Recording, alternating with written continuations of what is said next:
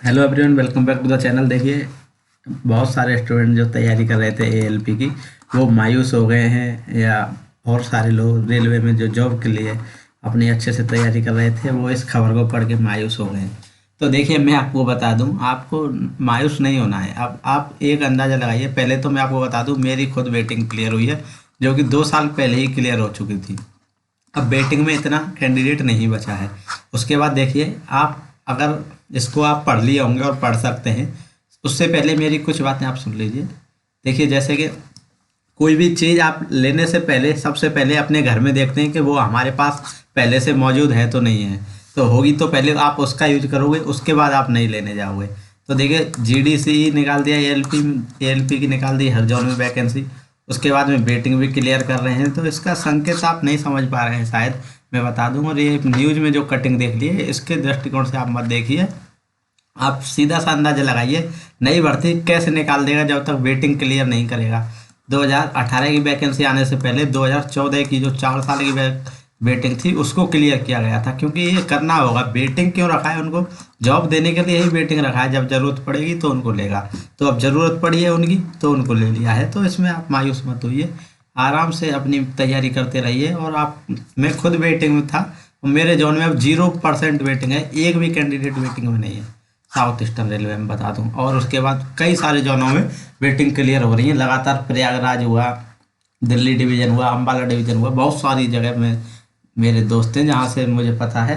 तो आपको ये सब देखना होगा। और देखिए, ये जो भर्ती आई थी, इसको, ये जो नोटिस था रेलवे मंत्रालय ने, ये पेपर की कटिंग थी। पेपर की कटिंग कब से आ रही है कि 5 लाख 3 लाख ये आएगी वो आएगी। तो इस पर आप ध्यान मत दीजिए। कोई भी चीज़ आप कॉमन सेंस लगा के सोचिए कि कोई भी चीज़ आप नहीं करने से पहले सबसे पहले आप अपने घर में ही देखेंगे कि वो मेरे पास कहीं अवेलेबल तो नहीं है, पहले उसका इस्तेमाल किया जाए। तो वही रेलवे भी कर रहा है, क्योंकि उनकी एग्ज़ाम कराने में, वेटिंग तक लाने में रेलवे का पैसा खर्च हुआ है। तो उनको पहले उनको लेगा, उसके बाद आपको लेगा। ये मैं आपको बता दूं। और वेटिंग क्लियर करना ही पड़ेगा। वेटिंग रखा ही इसीलिए था कि उनकी क्लियर करे। तो ये कोई नई नहीं है, ये 2018 की वैकेंसी से पहले 2014 में हुई थी, और ये 2018 में भी हुई थी, और अभी भी हो रही है। तो संकेत को आप समझिए बस, और ज़्यादा कुछ नहीं मैं कहना चाहूँगा। और सुनिए, आप क्लास को लेके, मैं एक मैराथन क्लास जो ला रहा हूँ साइंस के लिए, मैं उसमें से आपको यकीन दिला सकता हूँ कि आपके 10 क्वेश्चन उसमें से डायरेक्ट एग्जाम के क्वेश्चन में आपको उसमें से करा दूंगा। और आपको कुछ नहीं है, बस वो देखना है। इसीलिए मेरी वो क्लास है वो लेट हो रही है, उस पर मैं काम कर रहा हूँ। तो आपको उसके लिए तैयार रहना है। और देखिए, फालतू की चीज़ों से आप डिमोटिवेट मत होइए, मोटिवेशन रखिए।